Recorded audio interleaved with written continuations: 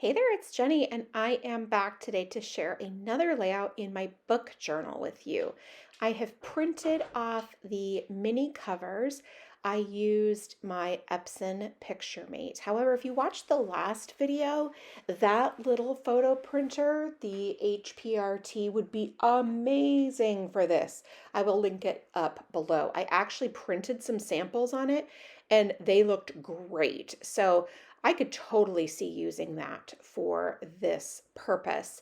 These photos are approximately 1 inch by 1.5 inches, and I print 8 of them on one 3x4. I actually print a 4x6 with another 3x4 on the other side, but that's not the point. So, anyway, they are about 1 by 1.5 inches, and I create those little collages in an app called PicFrame. However, any old photo collage app will do. You don't have to use PicFrame. I've just been using this one for an incredibly long time, years and years and years and years. And so I am very familiar with it. So I've adhered all of my covers down, and then now I'm going to draw the lines. And I aesthetically really like the way this looks. It helps me set up the things that I want to include, which is what type of book was it? Audiobook, Kindle, if it was a hardback or a paperback, but I haven't read one of those in quite some time. Where I got the book from, so if it was an advanced reader copy, if I got it from the library, if, that type of thing. And then it also gives me room to leave a review. And it also lets me just add a couple of thoughts about the book. I like to keep this format and this amount of space for each book because anything else is not attainable or sustainable for me.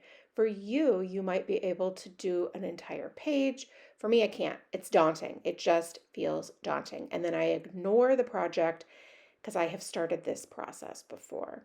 Now I'm going to stamp if I read this book on my Kindle or if I listened to it as an audiobook. So you can see I'm starting with the little Kindle icon, but really it's probably an iPad. I just use it as a Kindle because it looks like a Kindle. And then the headphones to notate an audiobook. I love audiobooks. Audiobooks are reading. I listen to them when I do chores. I listen to them when I drive. They are outstanding for me. Love them. Also love to read books. And I consume both of them and they're wonderful. I love, love, love this particular stamp for my ratings. It lets me have enough room to give partial ratings. So, for example, it doesn't have to just be a 5 star. It can be a 4.5 star. It can be a 2.5 star. It can be a 5 star.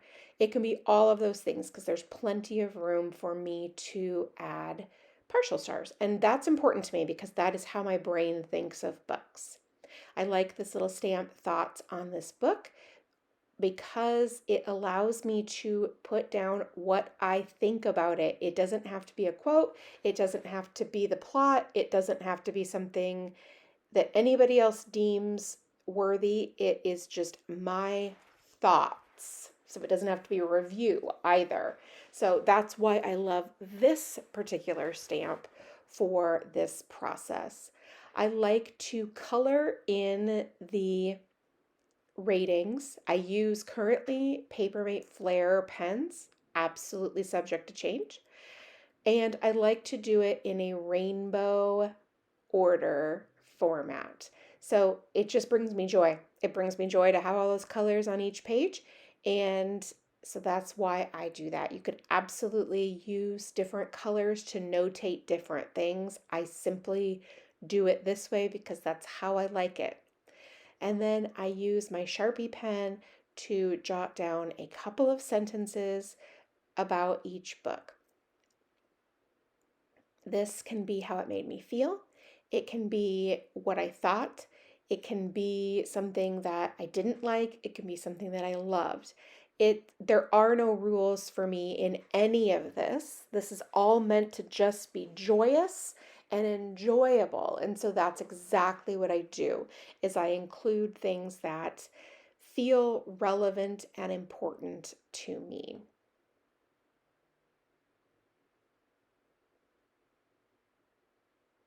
As I said, I like to keep this process very simple. And to you, you might be thinking, oh my God, this is not simple. For me, this is. I am a long time paper crafter.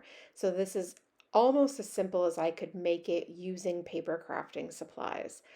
I needed something that was not overly embellished, that it wasn't overly involved, and that was just something that was also aesthetically pleasing to me because otherwise I wouldn't want to do it. Any of those other things, like if it was, say, in the past, I tried to do a traveler's notebook and then each page was a book. I loved the idea. I absolutely do. It was not sustainable. I could not keep up with it. It just felt daunting, and then I didn't want to do it. Versus this, I'd look forward to sitting down and creating these pages. And that's how I know that this is a sustainable project for me.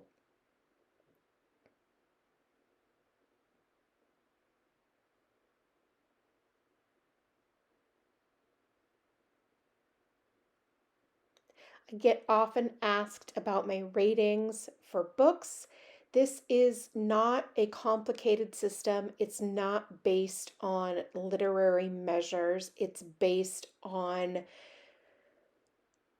how much I enjoyed the book, pacing of the book, like if it made me want to keep reading.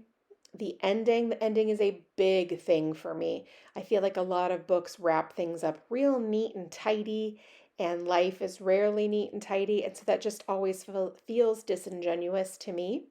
And then also if a book made me feel something, like do I did I feel drawn to cry? Did I cry? Did I laugh out loud?